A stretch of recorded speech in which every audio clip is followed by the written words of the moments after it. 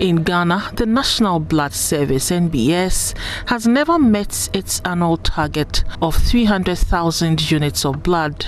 However, in the first quarter of 2020, what looked like an improvement over previous year's performance was eroded by the COVID-19 pandemic. Stephen Adai-Ban is the public relations officer of NBS. For the first quarter in 2020, we were able to achieve about 57%. Wow. 57% of our target, which is the half of the 300,000 units that we projected.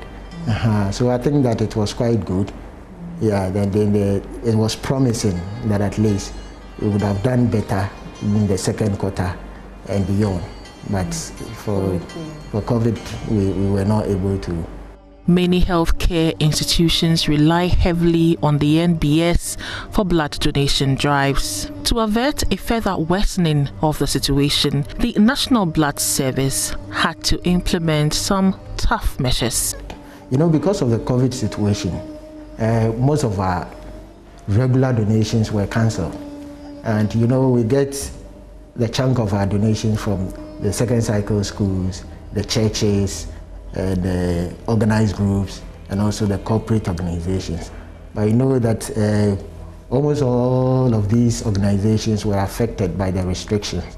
Measures that we put in place was to make sure that we do a call-up of our donors. So we look through our database.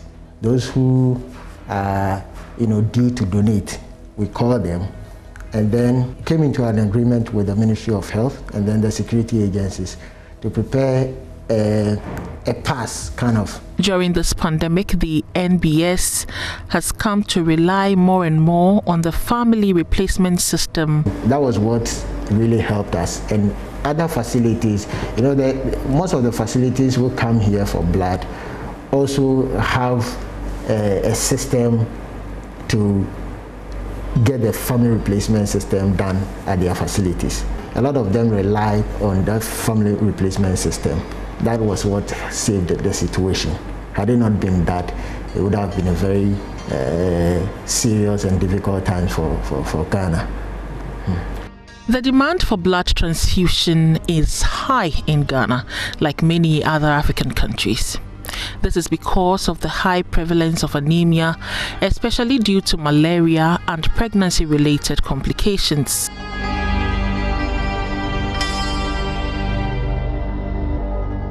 In the country's capital, one of the major referral health facilities, the Greater Accra Regional Hospital, is reeling under the impact of this pandemic. According to a 2020 report on maternal and perinatal data at the hospital, obstetric hemorrhage accounted for the leading cause of maternal mortality, representing 44.8%. This means about 5 out of every 10 maternal deaths at the facility could have been prevented if there is sufficient blood at any given time. Dr. Emmanuel Sropanyo is the medical director. So you can see that a hospital of this stature, that is, we deliver about 700 women every month, sometimes 800, and this is what we have. This is not enough. Of all the things that women go through in motherhood, and the point of delivery, that is the most difficult and the most painful part of the entire motherhood process.